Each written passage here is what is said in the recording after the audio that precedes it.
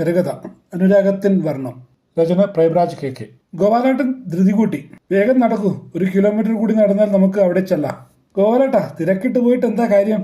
കാര്യമുണ്ട് വേണു. പപ്പേട്ടൻ ഓഫീസിലേക്ക് പോകുന്നതിന് മുമ്പ് വീട്ടിലെത്തണം. എത്തിയാൽ അങ്ങേരുടെ കൂടെ എനിക്ക് പവായിക്ക് പോകാം. എന്നാൽ ഒരു ഓട്ടോ വിളിക്കൂ, ഈ ഭാരം കൊണ്ട് നടക്കാൻ വയ്യ. ഓട്ടോ പിടിക്കുന്നതൊക്കെ നിനക്ക് ജോലി കിട്ടിയിട്ട് മതി. ഞാൻ ചുമലിലെ ഒരു പെട്ടിയും കയ്യിൽ തൂക്കിയിരിക്കുന്ന ബാഗും കൊണ്ട് നന്നേ ബുദ്ധിമുട്ടിയാണ് നടക്കുന്നത്. ഗോപാലേട്ടന്റെ കയ്യിൽ ചെറിയ ബാഗ് മാത്രമേ ഉള്ളൂ. പവായി എന്നത് മുംബൈയിലെ അന്ധേരിയിൽ നിന്നും അല്പം മാറിയുള്ള സ്ഥലമാണ്. അവിടെ പപ്പേട്ടന് ടയർ റിസോൾഡിംഗ് നടത്തുന്ന കടയുണ്ട്. കലീനയിൽ നിന്നും 303 അല്ലെങ്കിൽ 418 നമ്പർ ബസ് പിടിച്ചാൽ ആ കടയുടെ മുന്നിൽ തന്നെ ഇറങ്ങാം. പപ്പേട്ടന്റെ കൂടെ പോയാൽ അദ്ദേഹം ടിക്കറ്റ് എടുക്കും. അതാണ് ഗോപാലേട്ടന്റെ ലക്ഷ്യം. ഗോപാലേട്ടൻ എന്നെയും കൂട്ടി വന്നിരിക്കുന്നത് ഗൾഫിലേക്ക് പോകാനുള്ള വഴികൾ തേടിയാണ്. അയാൾ കുറച്ചു കാലമായി മുംബൈയിൽ തന്നെ ജോലി ചെയ്യുന്നു. ഇപ്രാവശ്യം നാട്ടിലേക്ക് വന്നപ്പോൾ ഞാൻ ചോദിച്ചു, എനിക്ക് മുംബൈയിൽ വന്നാൽ എന്തെങ്കിലും ജോലി കിട്ടുമോ എന്ന്. വെറും ബിരുദം ഉണ്ടായിട്ടൊന്നും കാര്യമില്ല എന്നും എന്തെങ്കിലും വഴി കണ്ടെത്താനാവുമോ എന്ന് ശ്രമിക്കാമെന്നും ഗോപാലേട്ടൻ പറഞ്ഞു.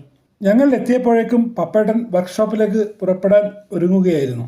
വേണുവിനെ അറിയുമോ പപ്പേട്ടൻ? പപ്പേട്ടൻ നിറഞ്ഞ ചിരിയോടെ എന്റെ കയ്യിൽ പിടിച്ചു. അറിയാം, 1-2 തവണ കണ്ടിട്ടുണ്ട്. വരൂ, അകത്തേക്ക് വരൂ. പപ്പാട്ടൻ എന്നെ പിടിച്ച് വീട്ടിനകത്തേക്ക് കയറ്റി. പ്രധാന വാതിലിന്റെ പടി വളരെ ഉയർത്തി കെട്ടിയിരിക്കുന്നു.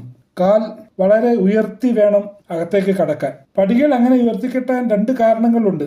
അലഞ്ഞു നടക്കുന്ന പട്ടികൾ, കോഴികൾ ഒന്നും അത്ര എളുപ്പത്തിൽ വീട്ടിനകത്തേക്ക് കയറില്ല. പിന്നെ വെള്ളം കയറുന്നത് തടയാം. ശാന്തേ, ഇതാ ഗോപാലിന് വേണു വന്നിരിക്കുന്നു. അവർക്ക് എന്തെങ്കിലും കഴിക്കാൻ കൊടുക്കൂ. അപ്പോൾ പപ്പേട്ടന്റെ ഭാര്യ ശാന്തേച്ചി അടുക്കളയിൽ നിന്നും പുറത്തേക്ക് തലനീട്ടി. കയറി ഇരിക്കൂട്ടോ, ഇപ്പോൾ വരാം. ചെറിയ ഒരു ഹാൾ, പിന്നെ ഒരു ചെറിയ കിടപ്പുമുറി, അതിൻ്റെ വശത്തായി അടുക്കള. അത് അങ്ങനെ വ്യക്തമായി തിരിച്ചിട്ടൊന്നുമില്ല. ഒരു ഹാളിൻ്റെ ഒരു ഭാഗം ഒരു കാർഡ്ബോർഡ് കൊണ്ട് മറച്ച് വേർതിരിച്ചിരിക്കുന്നു, അത്ര തന്നെ. അതിൻ്റെ തൊട്ടടുത്ത് കുളിമുറി.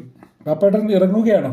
അതെ, എനിക്ക് പോകാതിരിക്കാൻ പറ്റില്ല. ഗോപാലേട്ടൻ പപ്പേട്ടന്റെ കയ്യിൽ കയറി പിടിച്ചു. നിൽക്കൂ, ഒരു 5 മിനിറ്റ്, എനിക്കൊന്ന് കുളിക്കണം, അത്രമാത്രം. ഞാനും വരുന്നു. പപ്പേട്ടൻ മനസ്സിലാ ഏറ്റു. വേണു, നീ ഇവിടെ ഇരിക്കൂ, തിരക്ക് കൂട്ടണ്ട. എന്റെ മോൻ ഇപ്പോൾ വരും, ട്യൂഷന് പോയിരിക്കുകയാണ്. ഹാളിൽ ഇട്ടിരിക്കുന്ന കട്ടിലിൽ ഞാൻ ഇരുന്നു. ഞാൻ കൊണ്ടുവന്നിരുന്ന പെട്ടി കാലുകൊണ്ട് കട്ടിലിന്റെ അടിയിലേക്ക് തള്ളി കയറ്റാൻ നോക്കി. പക്ഷെ അത് അകത്തേക്ക് കയറ്റാൻ വിസമ്മതിച്ചു. കാരണം കട്ടിലിന്റെ അടിയിൽ വേറെ എന്തൊക്കെയോ സാധനങ്ങൾ സ്ഥാനം പിടിച്ചിട്ടുണ്ട്. നീ ഇത് ആ മൂലയിലോട്ട് വെച്ചോളൂ, ശാന്തേച്ചി പറഞ്ഞു. ഗോപാലേട്ടൻ കുളിച്ച് വേഷം മാറി വന്നു. ശാന്തേച്ചി എനിക്കും ഗോപാലേട്ടനും പ്രാതൽ തന്നു. നീ വിശ്രമിക്കൂ, ഉറങ്ങണമെങ്കിൽ ഇവിടെ തന്നെ ആയിക്കോട്ടെ. ഇവിടെ അടുത്തൊരു റൂം പറഞ്ഞു വെച്ചിട്ടുണ്ട്. അവിടെ ഇപ്പോൾ താമസിക്കുന്ന ഷാജി നിന്നെ അത് കാണിക്കും. അതും പറഞ്ഞ് പപ്പേട്ടനും ഗോപാലേട്ടനും പുറത്തേക്കിറങ്ങി. ഗോപാലേട്ടൻ എന്റെ ഒരു ബന്ധു തന്നെയാണ്. അയാളുടെ പെങ്ങളുടെ ഭർത്താവാണ് പപ്പേട്ടൻ. ഗോപാലേട്ടന് ഗൾഫിലേക്ക് പോകാനുള്ള സൗകര്യം ഉണ്ടാക്കി കൊടുത്തത് പപ്പേട്ടനാണ്.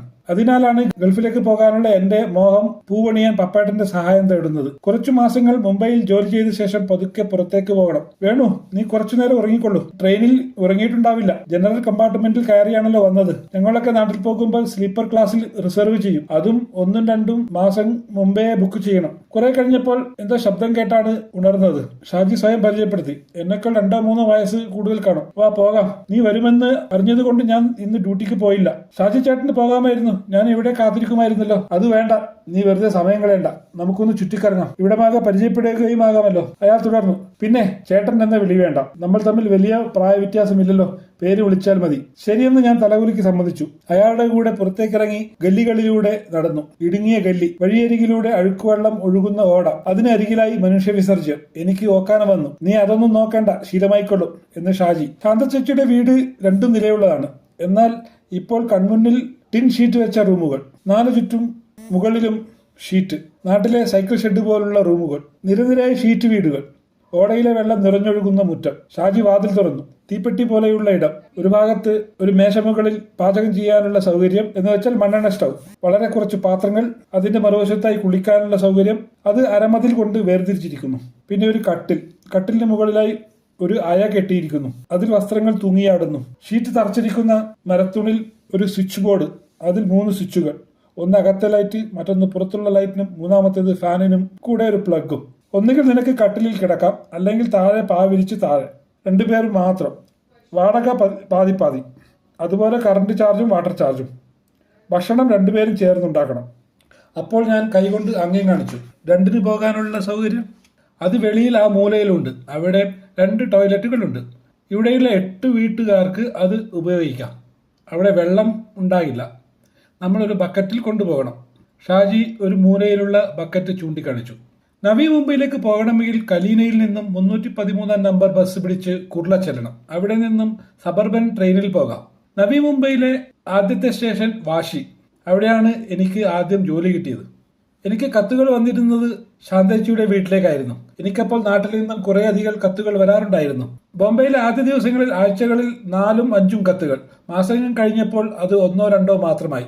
പിന്നീട് മാസത്തിൽ ഒരെണ്ണം എന്നായി. അത് ദിവ്യയുടെ കത്തായിരുന്നു. ആയിടയ്ക്ക് ഗോപാലേട്ടൻ മസ്കറ്റിലെ ഒരു റിഗിൽ ജോലി കിട്ടി അങ്ങോട്ട് പോയിരുന്നു. എന്റെ അവസ്ഥയൊക്കെ ദിവ്യക്ക് നന്നായി അറിയാമായിരുന്നു. മുംബൈയിലെ ആദ്യ ദിവസങ്ങളിൽ തന്നെ ഞാൻ അവൾക്ക് എല്ലാം എഴുതിയിരുന്നു. താമസിക്കുന്നിടത്തെക്കുറിച്ചും ജോലി ചെയ്യുന്ന ഓഫീസിനെ കുറിച്ചും. പപ്പേട്ടൻ, ശാന്തേച്ചി, അവരുടെ മകൻ ജയ്, പിന്നെ ഷാജി എന്നിവരൊക്കെ അവൾക്ക് പരിചയമായി കഴിഞ്ഞു. വേണുവേട്ടൻ എങ്ങനെയെങ്കിലും ഗൾഫിലേക്ക് പോകൂ, മുംബൈയിൽ ഇങ്ങനെ കഷ്ടപ്പെട്ട് ജീവിക്കണ്ട, അവൾ തീർത്തു പറഞ്ഞു. 2 കൊല്ലമെങ്കിലും കഴിയട്ടെ, എന്നിട്ട് പോകാം. എന്തെങ്കിലും മുൻപരിചയം ഉണ്ടെങ്കിലല്ലേ അവിടെയൊക്കെ ജോലി കിട്ടുകയുള്ളൂ. എന്നാൽ അവിടെ നിന്നും കുറച്ചുകൂടി ഭേദപ്പെട്ട ഇടത്തേക്ക് താമസം മാറും. കുറച്ചുകൂടി ശമ്പളം കിട്ടുന്ന ജോലി കിട്ടുകയില്ലേ? ഞാൻ അതിനൊക്കെ ശ്രമിക്കുന്നുണ്ടായിരുന്നു. ഇപ്പോൾ താമസവും ഭക്ഷണവും കഴിഞ്ഞാൽ ബാക്കി ഒന്നും കയ്യിൽ കാണുകയില്ല. വേറെ റൂമിലേക്ക് പോകണമെങ്കിൽ അഡ്വാൻസ് കൊടുക്കേണ്ടതുണ്ടല്ലോ. ഒരു ദിവസം എനിക്കൊരു മണി ഓർഡർ വന്നു. ദിവ്യ കുറച്ച് പൈസ അയച്ചിരിക്കുന്നു. ഞാൻ ആശ്ചര്യപ്പെട്ടു. അവൾക്ക് എവിടുന്ന് ഈ പണം കിട്ടി? പിറ്റേന്ന് അവളുടെ കോളേജിലേക്ക് ഞാൻ ഫോൺ ചെയ്യുകയുണ്ടായി. ആ സമയത്ത് മുംബൈയിൽ STD ബൂത്തുകൾ ധാരാളം ഉണ്ടായിരുന്നു. നീ എന്തിനാണ് പൈസ അയച്ചത്?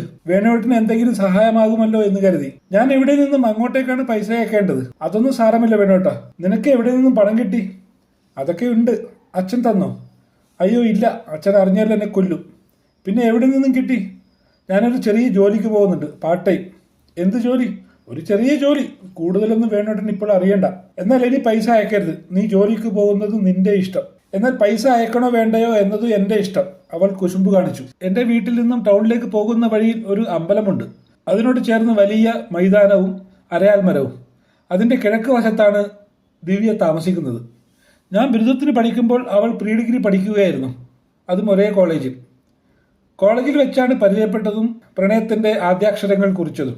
ഈ മൈതാനത്ത് അച്ഛന്റെ കൂടെ അവൾ നിലക്കടല വിൽക്കാൻ വരുമായിരുന്നു. എനിക്ക് ഓർമ്മ വെച്ച കാലത്ത് അയാൾ കയ്യിൽ കൊണ്ടു നടന്നായിരുന്നു നിലക്കടല വിറ്റിരുന്നത്. ഒരു തുണിസഞ്ചിയിൽ കുമ്പിൾ കൂട്ടിയ കടലാസ് പാക്കറ്റുകളിൽ, പിന്നീട് ഒരു പ്ലാസ്റ്റിക് ബാസ്ക്കറ്റിൽ ആയി. എന്നാൽ ഈയിടെ ഞാൻ മുംബൈയിലേക്ക് വരുമ്പോൾ 4 ചക്രമുള്ള തള്ളുവണ്ടിയിലായിരുന്നു കടല വിറ്റിരുന്നത്. മൈതാനത്തും അമ്പലമുറ്റത്തും ആളുകൾ കൂടുന്ന സമയത്ത് അച്ഛൻ വണ്ടിയിൽ നിലക്കടല ഉണ്ടാക്കിക്കൊണ്ടിരിക്കും. ദിവ്യ പ്ലാസ്റ്റിക് ബാസ്ക്കറ്റിലാക്കി കൊണ്ടു നടക്കും. ഞാൻ കടല വാങ്ങാനായി അവരുടെ അടുത്തേക്ക് ചെല്ലും. കുറെ നേരം വർത്തമാനം പറയും. വേറെ ആരെങ്കിലും കടല വാങ്ങാനായി വന്നാൽ പിന്മാറും. ചില ദിവസങ്ങളിൽ 25-30 പ്രാവശ്യം കടല വാങ്ങിയിട്ടുണ്ട്. പലരും ദാമേട്ടനോട് പറഞ്ഞിരുന്നു, പ്രായപൂർത്തിയായ മകളെ ഇങ്ങനെ കച്ചവടത്തിലൊന്നും പറഞ്ഞു വിടരുത്. പക്ഷെ ദാമോട്ടൻ മറുപടി പറയും, എന്റെ മകൾ തീയിൽ കുരുത്തവളാണ്. അത് ഒരു അഭിമാനത്തോടെ പറയുമായിരുന്നു അയാൾ. അവൾ തുടർന്നും പണം അയച്ചു. 1-2 തവണ അയച്ച പണം കൈപ്പറ്റി. പിന്നീട് തിരിച്ചയക്കുകയുണ്ടായി. ആയിടയ്ക്ക് ദസറ അവധി വന്നു. ഞാൻ നാട്ടിലേക്ക് പുറപ്പെട്ടു. ആരോടും പറഞ്ഞിട്ടുണ്ടായിരുന്നില്ല. ദിവ്യയ്ക്ക് ഒരു സർപ്രൈസ് ആയിക്കോട്ടെ എന്ന് കരുതി അവളോടും ഒന്നും പറഞ്ഞില്ല. കുർള സ്റ്റേഷനിൽ നിന്നും ട്രെയിനിൽ കയറുമ്പോൾ മനസ്സിൽ ഒന്നും ഉണ്ടായിരുന്നില്ല ദിവ്യ അല്ലാതെ. അതിരാവിലെ കോഴിക്കോട് സ്റ്റേഷനിൽ ഇറങ്ങി കുറച്ചു നടന്നാൽ വീടിനടുത്തേക്കുള്ള ബസ് കിട്ടും. അമ്മയോട് പോലും വരുന്ന കാര്യം പറഞ്ഞിട്ടില്ല. രാവിലെ ആയതുകൊണ്ട് അമ്മ വീട്ടിൽ തന്നെ കാണും. ഏകദേശം 2 കൊല്ലം ആകാറായിരിക്കുന്നു അമ്മയെ കണ്ടിട്ട്. തന്നെ കാണുമ്പോൾ അമ്മ ആശ്ചര്യപ്പെടും. അറിയിക്കാതെ വന്നതുകൊണ്ട് ചിലപ്പോൾ പേടിക്കാനും സാധ്യതയുണ്ട്. വെയിൽ പരന്നു തുടങ്ങിയിരിക്കുന്നു. അതുകൊണ്ട് ബസ് സ്റ്റാൻഡ് വരെ നടക്കാം. റെയിൽവേ സ്റ്റേഷനിൽ നിന്നും പുറത്തു കടക്കുമ്പോൾ കുറെ ഓട്ടോറിക്ഷ ഡ്രൈവർമാർ ഓട്ടോ വേണോ സാർ, ഓട്ടോ വേണോ സാർ എന്നും പറഞ്ഞ് യാത്രക്കാരെ കാത്തു നിൽക്കുന്നു. സ്റ്റേഷനിൽ നിന്നും പുറത്തു കടന്ന് ഓട്ടോ ഡ്രൈവർമാരെ നോക്കാതെ നടക്കുമ്പോൾ വിളി കേട്ടു, വേണുവേട്ടാ. വളരെ പരിചയമുള്ള ശബ്ദം. അത് ദിവ്യയുടെ ശബ്ദം പോലെയുണ്ടല്ലോ. ഒരു നിമിഷം പല ചിന്തകൾ മനസ്സിൽ കുമിഞ്ഞുകൂടി. അവൾ എന്തിനാണ് ഇത്ര രാവിലെ റെയിൽവേ സ്റ്റേഷനിൽ? തിരിഞ്ഞു നോക്കിയപ്പോൾ വീൽ ചെയറിൽ ദിവ്യ. അതിന്റെ ചക്രം തിരിച്ച് അവൾ എന്റെ അടുത്തേക്ക് വരുന്നു. ഞാൻ ഓടി അവളുടെ മുന്നിൽ കാൽമുട്ടിൽ കുത്തിയിരുന്നു. എന്താണ് ഇതൊക്കെ ദിവ്യ? അവളുടെ കയ്യിൽ നിന്നും ലോട്ടറി ടിക്കറ്റുകൾ നിലത്ത് വീണു. കഴിഞ്ഞ കൊല്ലം അപകടത്തിൽപ്പെട്ട് കാലുകൾ പോയി. അതിൽ പിന്നെ ലോട്ടറി കച്ചവടമാണ്. അപ്പോഴവൾ ചിരിക്കുകയായിരുന്നു. നല്ല കച്ചവടമാ. ഞാൻ ആ വീൽ ചെയറിന്റെ ഹാൻഡിൽ പിടിച്ച് മുന്നോട്ട് തള്ളി. അനുരാഗത്തിൻ വർണ്ണം എന്ന കഥ ഇവിടെ അവസാനിക്കുന്നു. പ്രിയ കഥാസ്നേഹികളെ, എന്റെ കഥകൾ കേൾക്കുക. എന്റെ കഥാസമാഹാരം ആവശ്യമുള്ളവർ അറിയിക്കുക. സമാഹാരങ്ങൾ ഓൺലൈനിലും ലഭ്യമാണ്.